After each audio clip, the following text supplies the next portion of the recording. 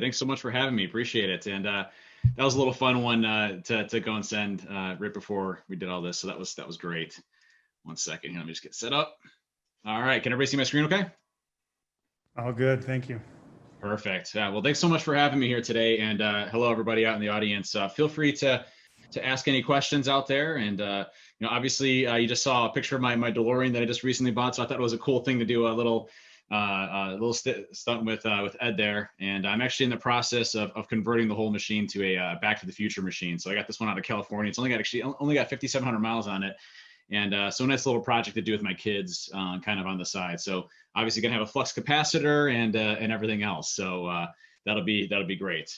That's actually that's Chris. That's actually my backyard. That's my neighbor has a golf thing on the neighbor. I don't golf at all. So, but we have a lot of land in the country. So that's a picture of my backyard, which is really cool. But appreciate everybody coming today to talk about understanding adversaries. And again, feel free to ask any questions that you want throughout this entire area. But this is an important topic because if you look at everything that's happening out there from a cybersecurity perspective, just recently, we'll talk a little about this, the riot group targeting hospitals, for example. All hospitals right now are on essentially red alert. If you look at CISA just released an advisory around hospitals being at high target now for large compromises. Right now we're seeing, some major groups, major adversaries, major attackers going after a lot of different types of organizations and different industry verticals. And cybersecurity has never been more important. So we'll be talking about, that as we go along. Just a brief introduction myself. My name is Dave Kennedy. I've been in the security industry for over 20 years, which, it's a long time now. It just seems like yesterday. I was just getting out of high school. But I worked for the military intelligence side for the NSA, doing more cyber warfare activities. I was in the Marine Corps and deployed twice to Iraq for intelligence-related missions. Got out and I was a chief security officer for a Fortune 1000 company where I ran their security program for a number of years. I wrote the book Metasploit: The Penetration Tester's Guide. I was on the IC² board of directors for a number of years.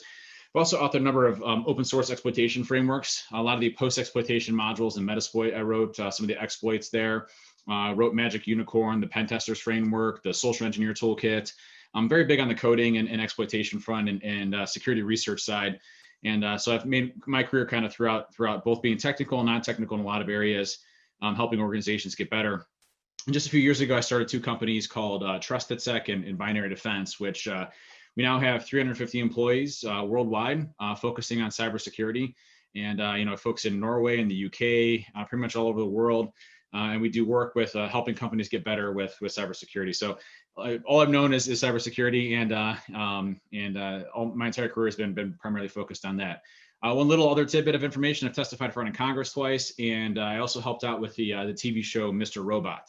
So if you ever saw the show Mr. Robot, I used to work with Rami Malek and Christian Slater on the show, helping them with different stunts and skits. There's a number of folks that were working on the show at the time.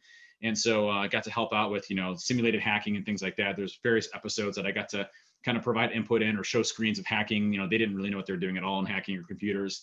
So I've been doing that for a while. And I also ran a conference called DerbyCon for a number of years. So a little bit of history of myself and where I've been and kind of where I'm at today.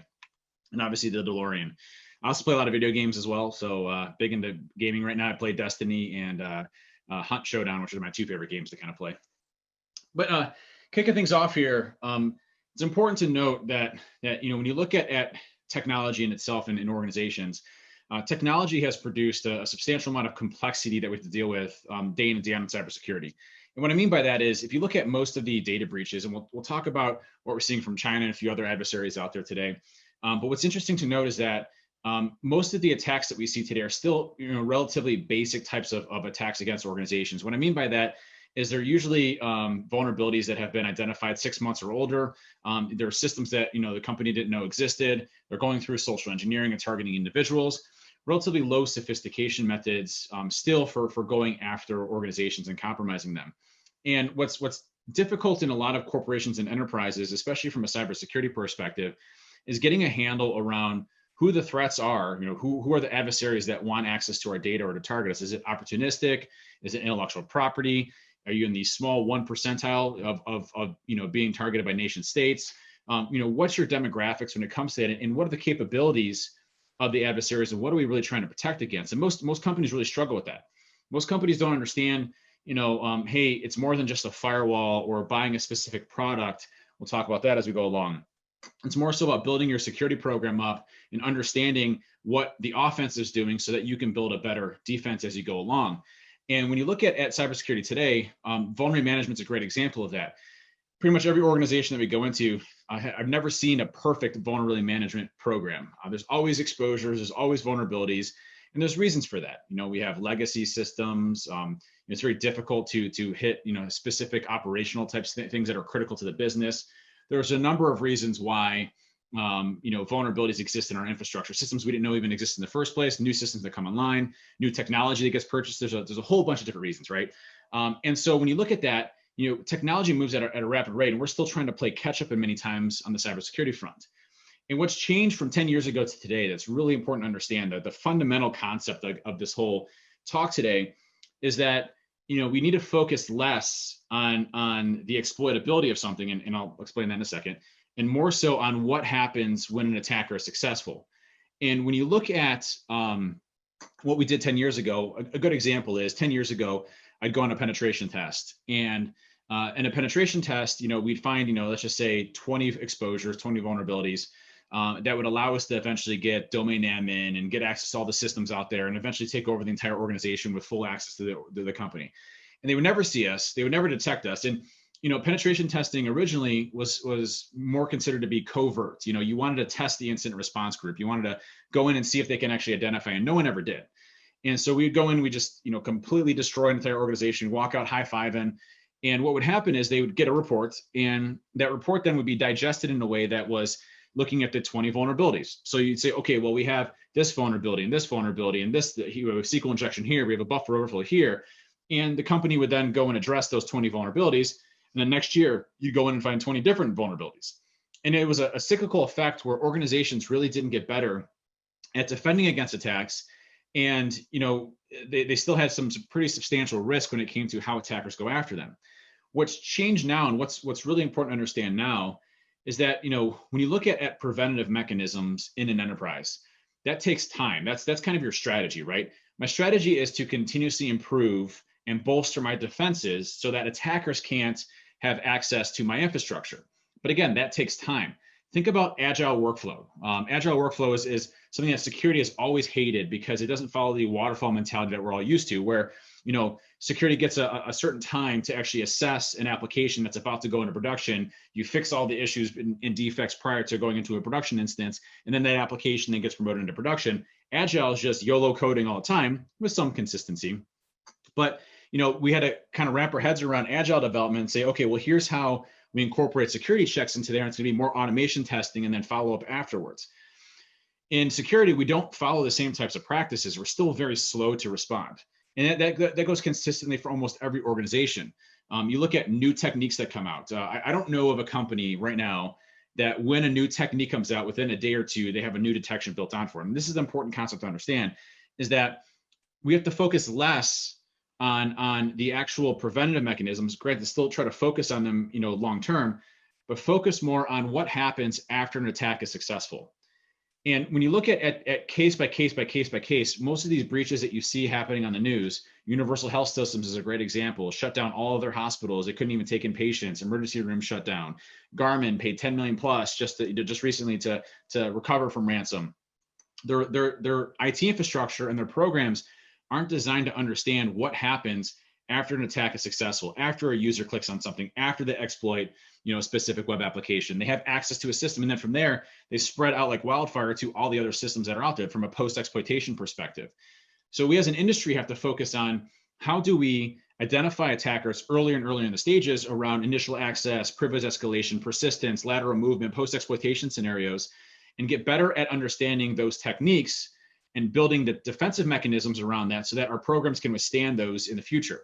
And so I'd rather have an attacker identified in its very early stage, let's just say the first 20 minutes or 30 minutes or hour or 2 hours or even a day or two, versus a week down the road after they've had access to our infrastructure and architecture.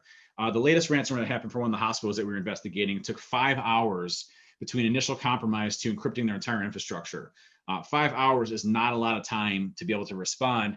And we are not agile enough in security to be able to handle those types of techniques. Emotet, another great example, came out with a new variant last week, 0 out of 63 detections.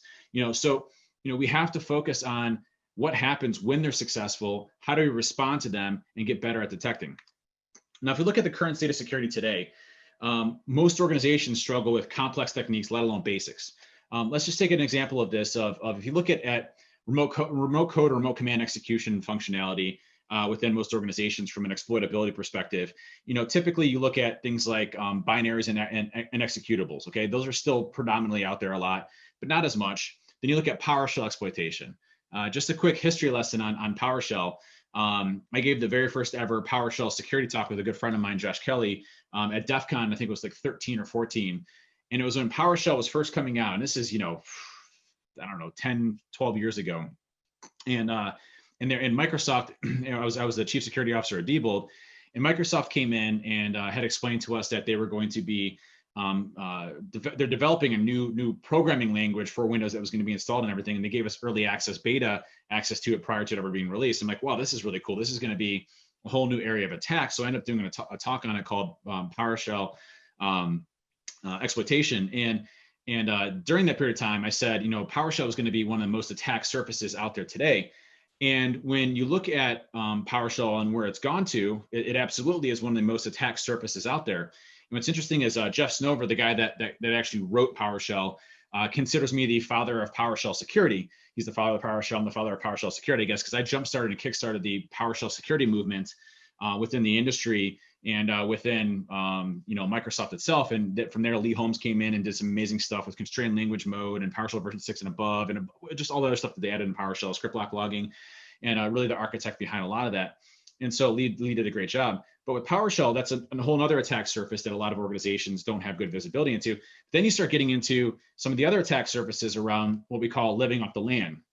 And living off the land is an area that a lot of organizations don't have good detections around, especially new ones that come aboard, very slow to move. And when you look at living off the land, it's leveraging legitimate applications within Windows or Linux or OS X/Mac to gain remote command execution, remote code execution onto those systems, leveraging legitimate applications. And I'll give you some examples of those here in just a few minutes. We have a very large attack surface on our systems that we have designed to hopefully withstand a lot of these, and getting detections on those takes a long time. Christopher Ward just said the National Guard wanted us to disable PowerShell after getting back online from a ransomware attack.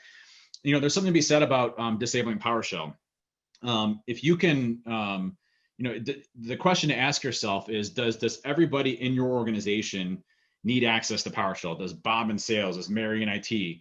Mary in IT probably does, but Bob in sales probably does not. So are there ways of limiting our attack surface? So if you can disable PowerShell for regular users and allow PowerShell for those that actually need it, you're reducing your attack surface of what attackers actually have access to. So there's something definitely to be said about that. But it requires undergoing a lot of that stuff. And again, that's a longer term fix for a lot of things that we see.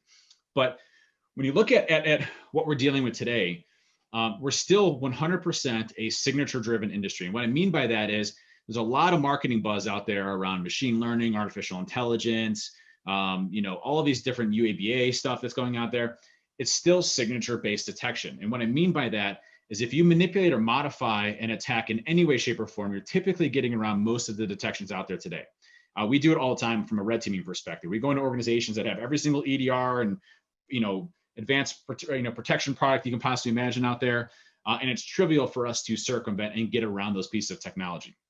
So the problem is we have a very big over reliance on the tools and not necessarily our adversary threat models and what their capabilities are, and mapping those to our environment and building detections off of there. I'll tell you, every single time that I get busted doing a red team engagement, it is from a person itself, not the technology I was going after. Not saying technology isn't a bad thing. You should have the visibility in your environment to be able to do that, but actual people looking for things and understanding what their environment looks like and understanding for unusual edge cases, those things have been the things that have actually saved an organization or stopped these types of attacks from happening. So, the technology is a problem. I'll show you some examples of this here in just a few minutes. I'll give you a couple live examples of that.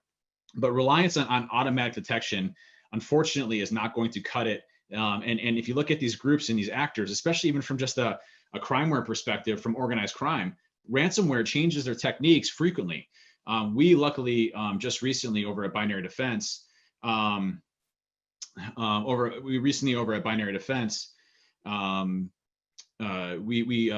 ran a campaign against Emotet, which is one of the largest ransomware groups out there next to Ryuk. And with Emotet specifically, one of our threat intelligence folks found a buffer overflow in Emotet, which essentially shut it down to where it couldn't operate.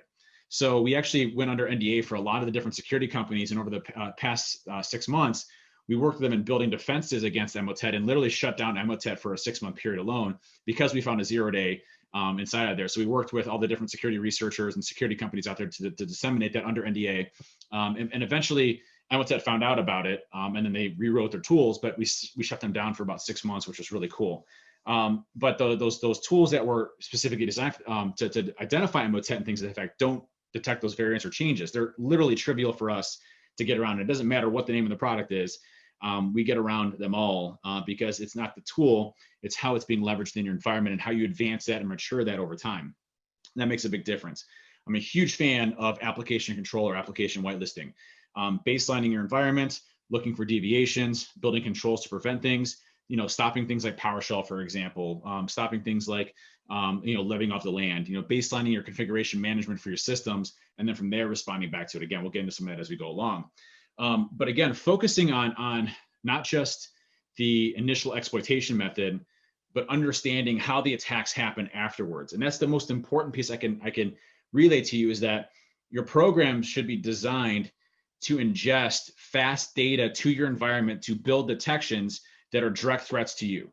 Now, what I mean by that is if a new attack comes out or a new technique that a specific adversary is using, you should have the capabilities inside to identify that. So the threat intelligence component or your research component to that. And the second is getting it incorporated into your environment to be able to identify that. I didn't say block, but the ability to identify that within your environment. That should be an agile, very fast to move type of extension to build those capabilities into your current teaming today. It shouldn't be a reactionary and again, that long-term strategy piece. This is a muscle we have to flex all the time very quickly to identify these threats as we go along. When we look at adversaries, everybody wants to talk about nation states because they have the coolest tools and technology, even though a lot of them are using, public and open source, projects and tools like, C2 environments and things of that effect. But you look at where organized crime has come. I mean, ransomware has evolved substantially over the past several years. And you look at Ryuk, just as an example, about a week after the zero login exploit got released, it was already being incorporated into the Ryuk ransomware for privilege escalation. So the ability to go from a domain user to a domain admin or have access to domain controllers almost instantaneously for encryption was a big capability for Ryuk, and one that they're using very heavily because they know corporations and companies spend a lot of time, on patch management, but when it comes to patching things like servers and especially domain controllers from a criticality perspective, usually lags behind. So they have a pretty big window for going after organizations and companies. And that's why hospitals right now are such a huge target because, they have mission critical systems, and you start taking down domain controllers, you might have interruption of operations or things of that effect on the emergency room floor. So, hospitals right now are a huge target for these. But you look at what happened several years ago, and ransomware was kind of a joke for lack of better term. It was impactful, but it was really for small businesses and individual people. And these groups grew because people paid the ransom. So they spent more money on research. They spent more ability on development. They spent more money on the exploitation side. They spent more money on the tooling around post-exploitation side. And they focused on expanding. And now, you look at Ryuk, for example, estimated between 50 to 70 people in the group focusing on mass exploitation and ransomware across organizations. They're not just going after small to medium-sized businesses anymore. They're targeting large organizations. So everybody is on notice from a ransomware perspective, from a sophistication level and an adversary perspective. And there's no way for us to really go and get them. You look at Ryuk, for example, we know the ringleader of Ryuk. He lives in Russia, had a $6 million wedding, drives Bugattis and Maseratis, has yielded over $170 million in ransomware. So yeah, he's making a lot of money and he's investing that back into his business. He's more of a sales guy than he is a hacker, but he recognizes, hey, Russia's going to protect me and I can go after all these organizations and make a ton of money off of it.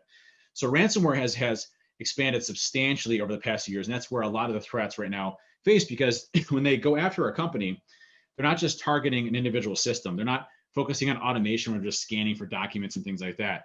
They're manually penetrating an organization, going after their backups, going after the domain infrastructure, going after their databases, and trying to shut them down so they can maximize their return on investment for the time that they've invested into there to maximize the amount of money. So it's really focused on monetary gain, and they're just horrible, horrible, horrible people. And again, as I mentioned before, hospitals are on notice right now when it comes to what we're seeing. CISA just released, which is the Cybersecurity Infrastructure Security Agency, that there's an imminent and increased cybercrime threat to U.S. hospitals and healthcare providers. Apparently, they were saying that there's substantial amount of already penetrated hospitals that RIOT's working on trying to compromise all of them and then basically shut them all down in different components. So we may see hospital outages. We've already seen a few of those happen this week. UHS is another one example of that. Nothing to mess around with, and these groups are really, really good at what they do. From Chris, he's got a question. Do you think if states bar organizations from using public funds to pay the ransom, would that help decreasing ransomware? That's a great question, Chris. What's interesting about paying the ransom, right, is that the FBI statement was, we don't condone paying the ransom. However, if you can't recover your business, but there's a lot of talk right now from a legislation perspective to say, we may actually prosecute companies or hold them liable and fine them if they pay ransomware authors the money. And what I think if you see a large shift where we're no longer paying ransomware authors, they're going to have to move on or they'll shut down their operations. And the issue is that you look at some of these companies that are impacted. I mean, it completely destroys the entire company. You're talking backup systems, 50, 60, 70, 100 years of a company completely gone overnight. Emails, payment systems, customer lists, everything completely wiped out. And the only way that they have to recover is through payments. Now, I'm obviously against paying. I think it's a horrible thing to give these actors money. But maybe if you start putting some repercussions for actually paying these groups, you have a bigger focus on how do you protect your infrastructure. And that's the question we should be talking about today, is how do we build defensive strategies against ransomware, not how do we pay the ransom. And so if you look at that and you work outward or inward out, the first thing you need to focus on is your backup infrastructure, your backup architecture.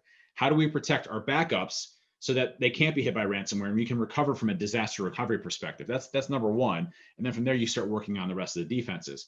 But Chris, I think that if there is legislation or policy around, going after organizations and prosecuting them for paying these ransomware authors, I think that will have a monumental impact in what they do. They may start focusing on other countries instead. You look here in the United States, they're making a ton of money. I mean, millions and millions and millions of dollars off of companies that are paying the ransom because they want to recover from those specific things, and there's no repercussions for it. So if you look at Emotet, you look at RIOT, you look at these different ransomware groups, how are they successful? And the reason why they're successful is because they customize known attacks. They're not using 0 days. They're not using undocumented features. There was one group out there that used a 0 day one time, but all they did was it was an RTF 0 day, and I think it was like Fin7. It was Fin7, financially motivated organization. Fin7 found an RTF 0 day that when you clicked on it, it gave you code execution.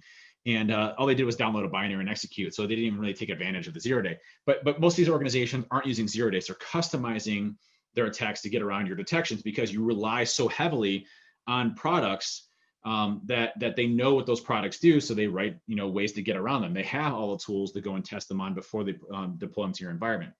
A good example of this is living off the land. So here's an example of a detection today, okay? And this is using Windows Defender. Now, there's a lot of tools out there. This is just an example. And this is consistent across every product, not just Windows Defender. Now, Windows Defender, regardless of how you look at it, is just signature-based antivirus. I don't care if they say they do machine learning. They're funneling a bunch of telemetry data back from Microsoft, and they're building signatures off of it. That's all they're doing. There's no machine learning whatsoever.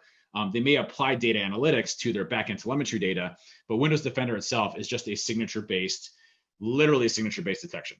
And so in this specific case here, one thing I want to head on too, is they also have something called AMSI, which is the anti-malware scan interface, which got released into Windows 10.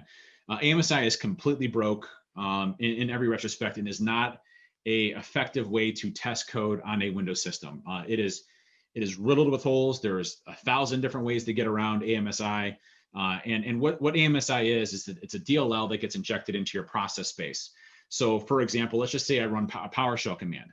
And in that PowerShell command, I have my process that gets created through PowerShell, whatever I end up creating under it.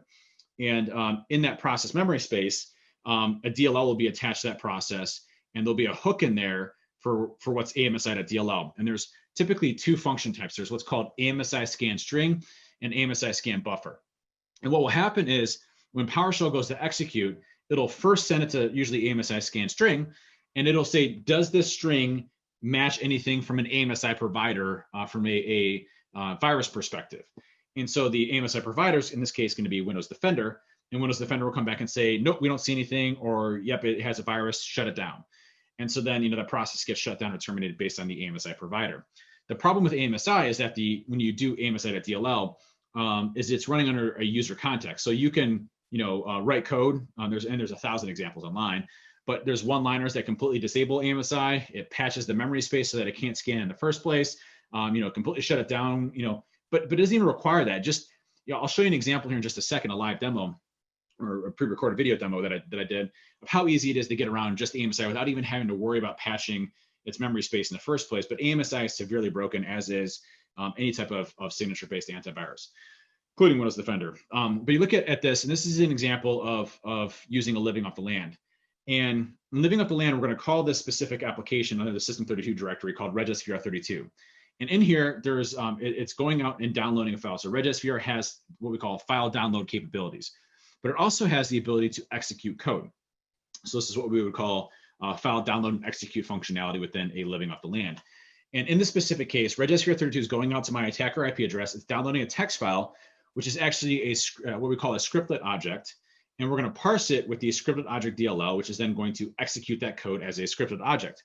So here we see strobj.dll. So in this specific case, this is a known attack. And look at here, the signature triggers Windows Defender. Windows Defender says, hey, this is a known attack, I'm going to block it. So really quick, let's just rewind for a second. Rewind. So instead of removing the malicious functionality inside of these applications, Windows instead writes a signature to block that functionality.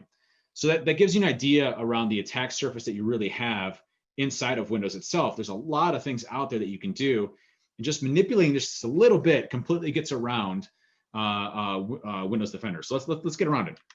So in this specific case, if we just chunk up our command just a little bit, and we'll use a different downloader. By the way, you can use Excel, you can use whatever you want to download that file. We just use Bitsam in this case. And since we're not actually going out to a HTTP site in the first place, what will happen here is Bitsam will go and download that text file, which contains our scriptlet object. And we're going to save it to the temp directory under test.txt. And then we're going to call regsvr32. And then we're going to parse it with the scriptlet object, which then downloads, executes, and then gives us calc, which is just an example of getting remote code execution onto a system. So here we're able to completely bypass the Windows Defender signature. We can also use, and this recently actually just got removed, but recently Windows Defender had a download file functionality. So you can use Windows Defender to download your malware and then execute in the first place as well. Microsoft thought, hey, that's probably not a good idea. So they actually removed this functionality in the most recent version of Windows 10. But as of a few weeks ago, you could use this. And as soon as it got discovered, actually really good kudos to Microsoft for recognizing that and removing it. But there's 77 other ways to download new files and execute code on the system. So this one was just kind of a bad PR thing for them, having Windows Defender actually go and download malware in the first place. In this specific case here, I'm going to show you an example using a tool called Magic Unicorn. And this is a tool that I wrote. It's a PowerShell exploitation framework. And what we're going to do here is we're going to generate a PowerShell command that's going to inject shellcode into memory. And then it's going to allow us to get remote code execution, but it's going to get picked up by Windows Defender. Every time I download or every time I release a new version of, 1 second. Did that lock up? Ooh, I think Zoom locked up. I think you did. Can you hear me okay? It's working. Can you hear me? I hear you, but it does look like you're locked up on the screen. Yeah, my entire Zoom completely crashed, it looks like. I can still talk, which is a good thing. Yeah. 1 second here.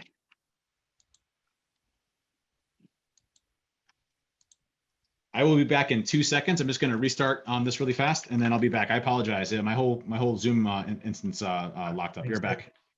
Thanks.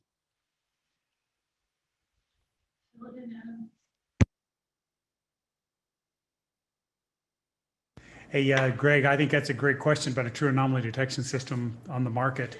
But there's another, I was wondering also, and Dave would think about, Christopher Ward asked the question about using states barring organizations using public funds to pay the ransom. Yeah, there's I don't know what to say even. It's like I was asked by one of the leaders in the legislature here in the state about legislature that says, should any public company also be barred from paying ransomware? But when they don't have the tools to defend themselves, and as Dave said, it puts their business at risk, it's a tough ethical question. Sorry, Dave, you're back.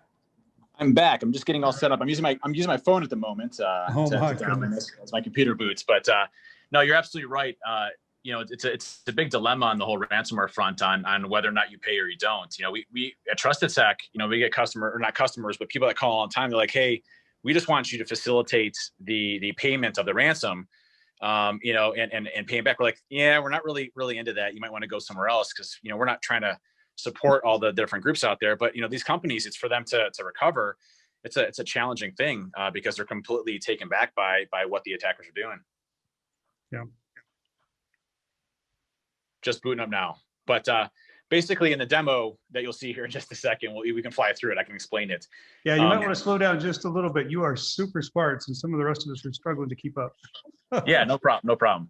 So what we'll be doing in that specifically is with PowerShell, the antivirus scan interface, or AMSI, is designed to protect against malicious PowerShell code from executing. Okay, and the way that it does that, as I mentioned before, that AMSI scan string. When in the demo, you're going to see how easy it is to really get around that. We're just going to basically manipulate some of the strings inside of there to figure out exactly what is causing AMSI to trigger us as a virus or as an actual virus itself. So launching in, I'll be in just 2 seconds.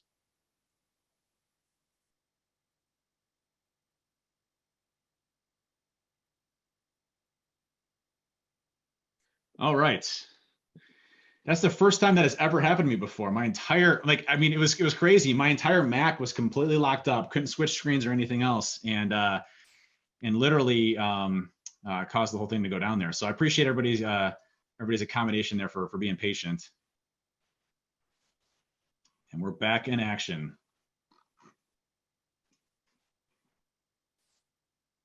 All right.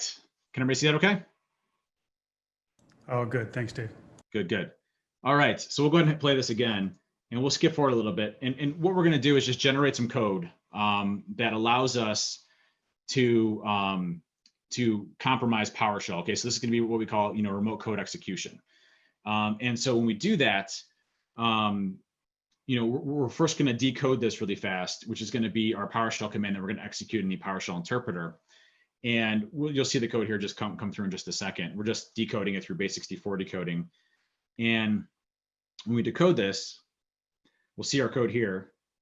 And then we're going to copy this over to our PowerShell interpreter, and we're going to hit play. And then you're going to see very quickly that it gets picked up by Windows Defender, which is the AMSI provider, and it's going to basically say, hey, this isn't allowed. Now, what we're doing here is we're just creating a console where we can recover this shell once we actually send it. But see, we get detected here. So what we're going to do is we're going to take our code, and we're just going to chunk it up a little bit to see what code is actually getting detected. So we'll delete this line here, and then we hit play again. And notice here that we don't get that warning message anymore. So we know it's this last line of code that Windows Defender is picking up. And so all I'm going to do is just essentially rewrite this line to be 2 lines instead of 1. So breaking up that signature. Okay, that's all we're doing, is just basically rewriting this a little bit to break up that signature. And notice here when we hit play, we completely get around that signature, it executes, and we get full access to this computer.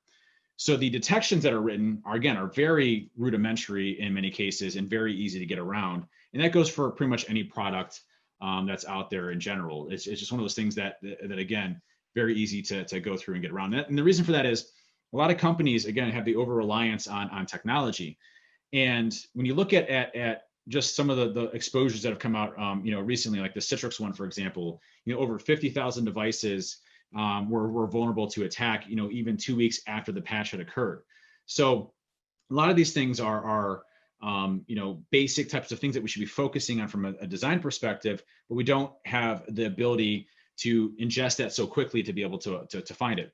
Another good example here is adversary attack vectors came through. If you just Google Chinese state-sponsored actors exploit publicly known vulnerabilities, you'll see a report that was released just recently, I think it was 2 weeks ago, by the NSA, listing the top 25 exploits that are being used by China, a specific adversary, and what they've been using from an exploitation perspective. 7 out of the 25 methods for exploitation were Windows-based ones, most specifically around remote desktop services, Windows DNS services, Citrix and F5 are some of the top other ones that were out there. But again, publicly known exploits. Now, the NSA does a great job of saying, where's it at? Yeah, here it is. Since these techniques include exploitation of publicly known vulnerabilities, so they didn't talk about what they were using from a non-public exploitability perspective, but we can see here some of the top 25 exploits that specific adversaries are using. This is great information for us to digest into our security programs if China is a threat model for us, to be able to build defenses against those to ensure that we don't have those exposures as things are going along. Another great example is Active Directory and Azure AD. What's interesting about moving to the cloud, there's some great statistics out there, and I'm going to butcher the percentage, but it's like a 3,000% increase in attack surface alone when you move to Office 365. And it's not because Office 365 is inherently less secure. It's the fact that, when attackers go after, you look at something like credential stuffing as an example, they have these massive password lists, but they don't sit there and individually find where your Exchange infrastructure is located at, but they do for Office 365 because they have one centralized portal. So as soon as you move to Office 365, you're immediately being barraged by brute force attacks nonstop, going after accounts that are associated with your @email address with specific passwords that have already been used or dumped from prior data breach dumps. So your attack surface exponentially increases by moving to a cloud infrastructure because it has the centralization of portals for authentication and authorization. You look at Azure AD as another example. This is a whole area that we never even had, prior to moving to something like the cloud, where you have now your Active Directory is now exposed on public internet-facing systems. And it's not to say that Azure AD is insecure. It's that any misconfiguration or anything that allows access to those portals, incorporates a substantial amount of access to your internal resources that you never had before in the past. Good example of that is something like Road Tools from Durkion. Road Tools is a exploration framework, not an exploitation framework, that allows you to enumerate a lot of information about Azure AD, policies, groups, permissions, systems, user accounts, expiration, group descriptions, things that can allow us from a post-exploitation perspective to establish a better foothold as we go through. So these are all things that I think, when you look at it, Azure AD is a whole nother attack surface that most organizations don't even think about. And out of the past 12 engagements that I've been on from a cloud security assessment perspective, I broke it into 11 of them. So that means 11 successful attempts of full compromise from the outside in on the past 11 or 12 assessments that I've been on. The first one did things really great. But it always comes down to misconfigurations or configuration management that becomes the major adversary for most of these companies that are out there. When you start looking at Active Directory as a whole, Active Directory is one of the most attacked surfaces that we have because it's such an interconnected, one of the most complex ways of centralization of management for organizations. So, of course, there's going to be a lot of issues there. So when one person gets compromised, the ability to expand out and to further compromise other systems is part of that as well. So let's look at the problem. When we look at what we face today in security, I just showed some demonstrations around how easy it is to get around. But the problem is that these types of attack techniques lack an understanding of red, or leveraging an understanding of what attackers are doing, the offense. When we talk about red, blue, purple, etc., red is the offensive side, blue is the defensive side, blue and red working together is the purple side, so the purple teaming side that you hear a lot about. But what's really changed is that red used to really focus on craft and exploitation and going after organizations and kind of keeping things secret and kind of defined, and that didn't help the industry at all. And over the past 10 years, that has changed substantially, where it's now more focused on making blue get better, but blue has to be receptive of what red is doing. So when you look at security programs, you look at something like the MITRE ATT&CK framework, for example, is a really good starting point for a lot of organizations to understand two key concepts. One is called coverage. The other is called effectiveness. Coverage is going to be a binary format, a 1 or a 0. So do we have coverage or not? So let's just take process injection as an example. There's around 8 to 9 different techniques for process injection on Windows that is commonly used or abused by attackers.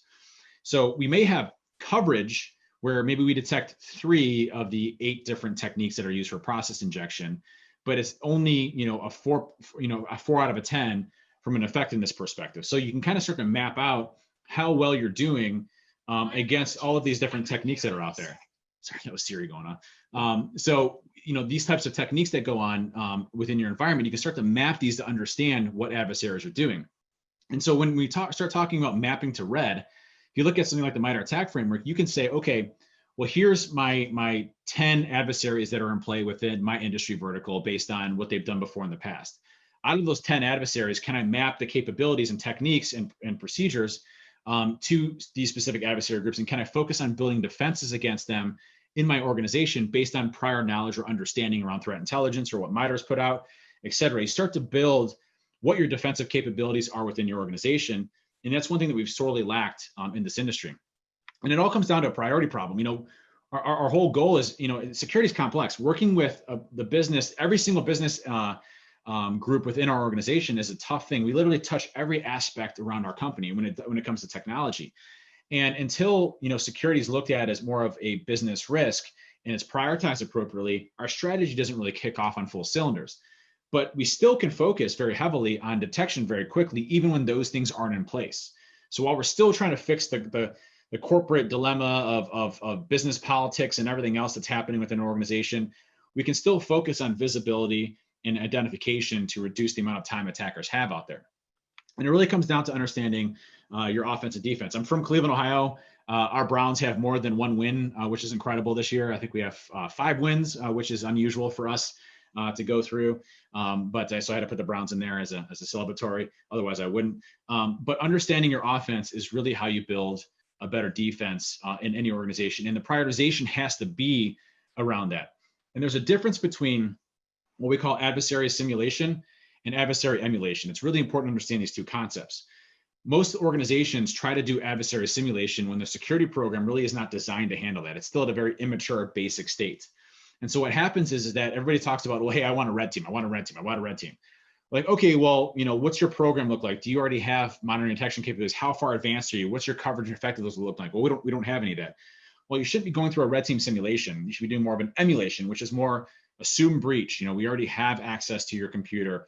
We're going to actually help you build detections and start to grow those as you go along.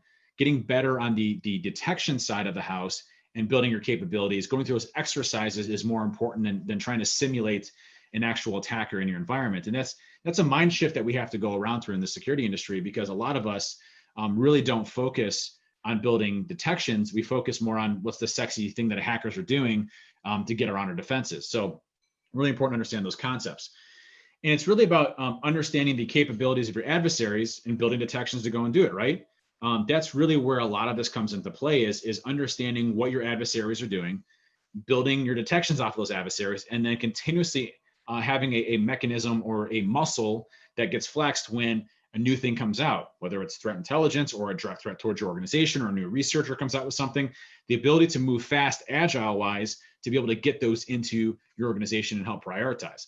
And it's really about how to prioritize, right? There's so much stuff that we deal with every day, from an information security perspective. We have new threats all the time. We have legacy systems that we're dealing with, patch management. Our networks were designed, years and years and years ago, and we've been fighting network segmentation for a long time. Getting application control or application whitelisting in doesn't happen overnight, especially in, if you look at configuration management within organizations.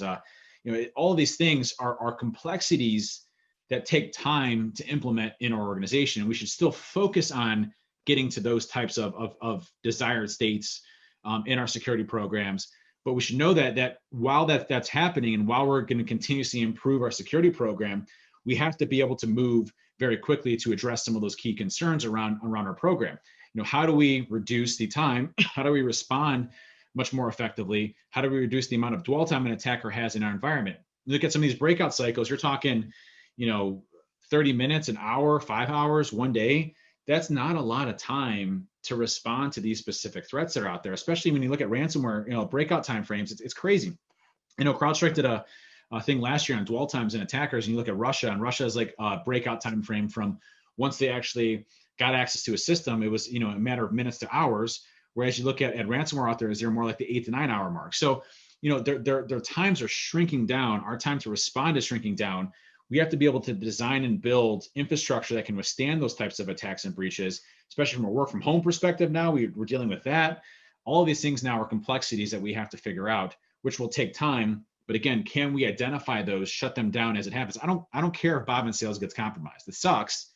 Bob's gonna have to get a new computer, have to re-image Bob's new computer.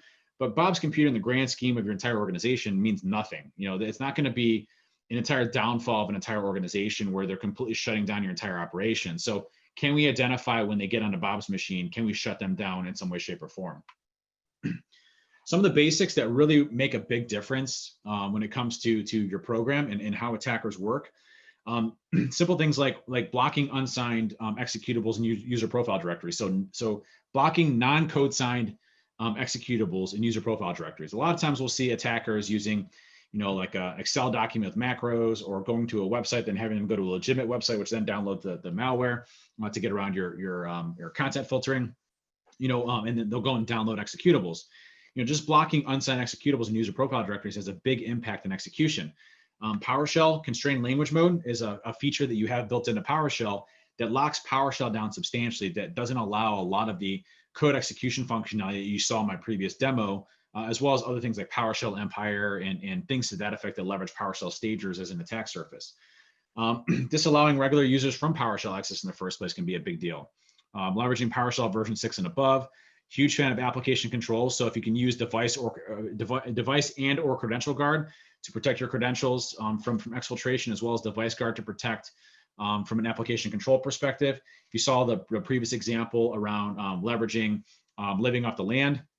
You have that as an option to shut those things down.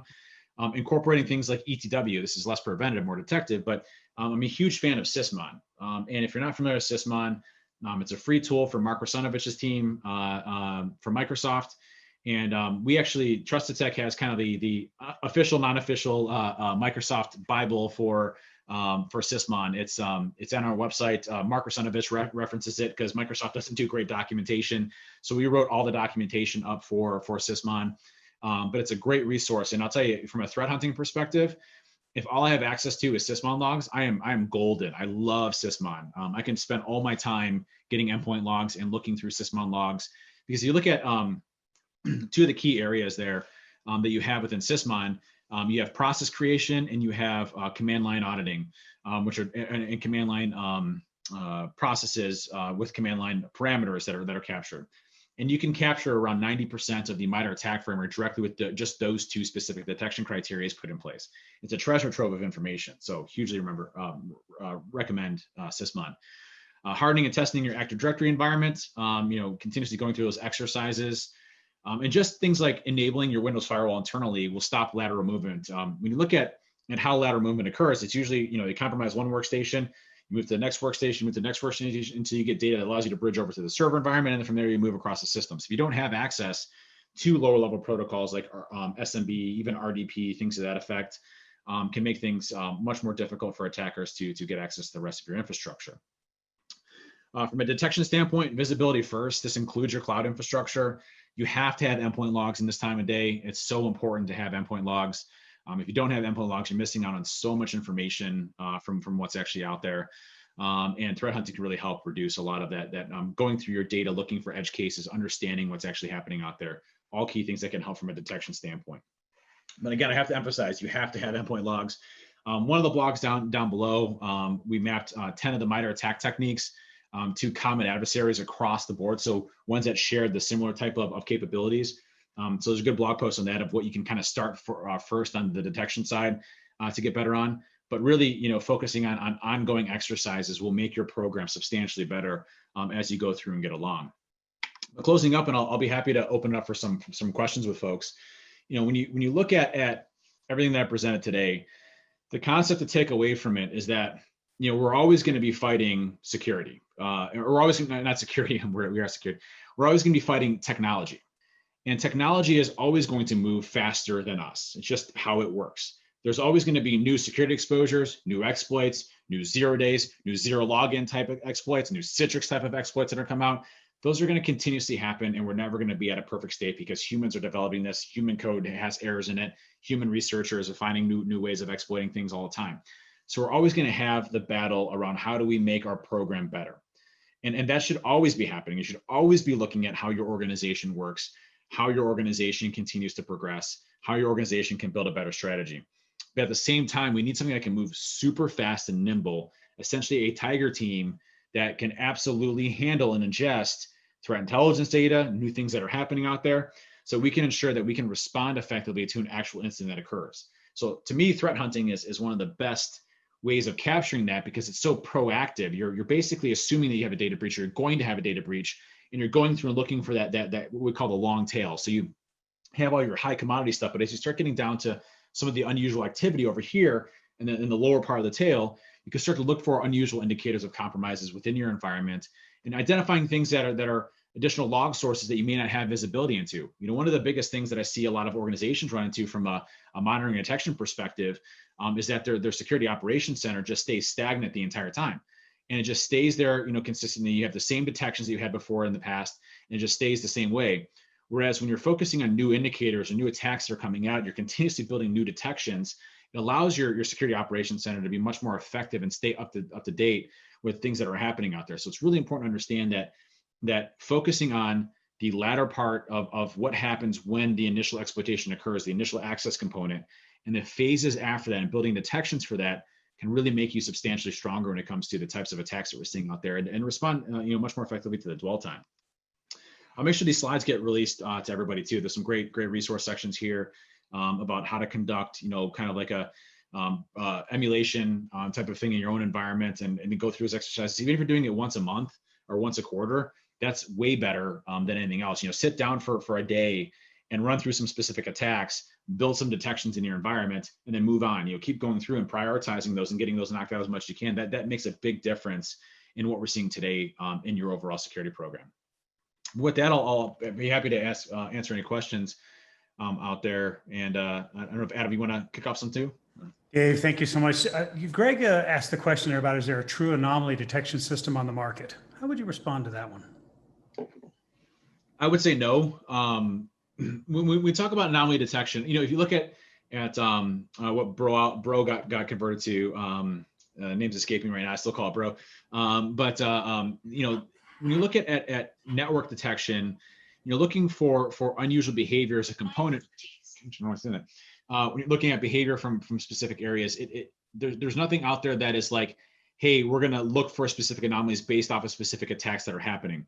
But what they can do is look for unusual activity based on predefined patterns of things that are happening. And so, more to that machine learning complex, there are things out there that do machine learning. It just requires humans to actively go through that and interpret it to respond to those. So not necessarily a product, but definitely ways that you can get the information to analysts to be able to identify. That's why I'm a huge fan of things like Elasticsearch or Splunk, where you can actually do direct querying of the data that you're ingesting and do analytics against that to identify what are unusual patterns in your environment. So those are great concepts, but still requiring human interaction to be able to go and do it. Yeah, there's so many questions that I have, but there was one comment you had on the slide that said something like, the attacks from a security perspective today are simple, and therefore, because the threat vectors are pretty simple, the effective threat vectors are pretty simple. And that to me is like one of the most scary things I heard this week, because I'm thinking to myself, well, if they're pretty simple now, the bad guys are pretty simple. As we get more sophisticated, they have a lot of runway to become more sophisticated with their attacks. They just don't need to at this point. Did I interpret that right? Yeah, what's interesting is we talk about organized crime being heavily sophisticated, right? But when we talk about sophistication, they're leveraging publicly leveraged research attacks techniques that are already out there. They're not doing anything crazy. Zeke, thank you. That's what I was looking for, Greg. I appreciate that. So Bro is converted to Zeke. But when you look at the techniques they're using, all public information, they're not researching 0 days, they're not weaponizing their tooling. They don't have to go that method. So there's so much more for them to grow as adversaries. And when they start getting into the 0 day research side, we have a major problem in the security industry, because that's when you start getting into nation state capabilities, right? And we saw with what happened with shadow brokers, with everything that happened with the leaks that occurred from the NSA. That stuff went undetected for several years and eons before anybody had ever even detected them. So our programs aren't even designed on the 0 day front, let alone what we're seeing from an organized crime perspective. So a lot of room to grow for sure. The bad guys are using efficient capitalism against us. Absolutely. The other one is, and I saw this a lot in my consulting days, you'd go in and a lot of them were like, can you do give me an incident response plan? Can you do a risk assessment, do our, cybersecurity risk framework, use the NIST, whatever your golden child is. And then, oh, by the way, just tell me what I need to buy. Right. So you're just asking the wrong questions, but we still get that a lot in this industry. Yours was around a different mindset. But then I want to ask you to address that at the same time going, there's a lot of small and medium businesses out there are not going to be able to afford to have the 2, 3, 5 cybersecurity people even thinking about this. So they're going to probably procure a service. Help us think through that. Yeah, procuring a service, there are a lot of managed service companies out there that can do a good job for you that are more of an extension of your security team, right? So folks that you can leverage that may have the institutional knowledge. So doing your research around that, going with the managed service is not a bad thing, as long as you go with a good company that isn't just going to create more confusion and pandemonium and mayhem for you. Even having some basic products and even EDR functionality out there is going to be better than not having anything at all. So I want to emphasize that if you can't have dedicated security researchers, leveraging a managed service can definitely help you out quite a bit on that front to at least backfill that. But one thing I have to tell you, is that if you're doing business and technology, you have to do security. It's unfortunately a cost that is part of your operating expenses when it comes to your business, or else, you run the risk. It's a risk, it's a risk of like anything in life. When I was the chief security officer of Diebold, I was part of what we call our risk council, which looked at all of the risks towards our organization. We looked at manufacturing risks. Like, what if we couldn't get a hard drive from Taiwan? How do we outsource and fill, new hard drives that are going to be incorporated into one of the risks. Yeah. Right. Cybersecurity is just one of those many risks. So, you have to look in and say, well, is this a big enough risk for me to be able to make an investment into it to ensure that we're protected? Usually the answer to that, especially with what we see right now, the answer is yes, but to what level, right? And that's the biggest piece there, getting some advisement there. Well, we're running out of time, but there was 2 things, and I just gotta be honest with you. 2 things about your talk today that kind of disappointed me. One was you didn't do anything to trash Ed SCOTUS. I was like, what? I did say hugs to Ed. I felt bad if I was interrupting him right in the middle of it, but I definitely needed to. So because Ed told me, Ed told me, he said, "Hey Adam, this is, Dave doesn't talk about cybersecurity. This might be his first time to talk about it. He's going to stumble a little bit, so be gracious with him." And so, but I thought you did great for your first time. Oh, thank you. First time speaking. Appreciate it. I was super nervous. All that good stuff. No, I appreciate you having me. Ed's an amazing guy, and I really appreciate having me here for retreat. I wish it was there in person, with everything going on. But I'm gonna take your presentation in this deck, then I'm gonna play it at like 1/2 speed to see if I can keep up. But that was awesome. I loved your insights on PowerShell. It's one of the things we mandate early in our program as kids have got to get in and learn PowerShell and understand what it's used for. It's like a knife. It can be used for good and bad. Yep. PowerShell is a great programming language. Absolutely. Yep. Dave, thank you so much. God bless you. And have a great day. Thanks so much for having me, everybody. Take care. All right. Bye-bye.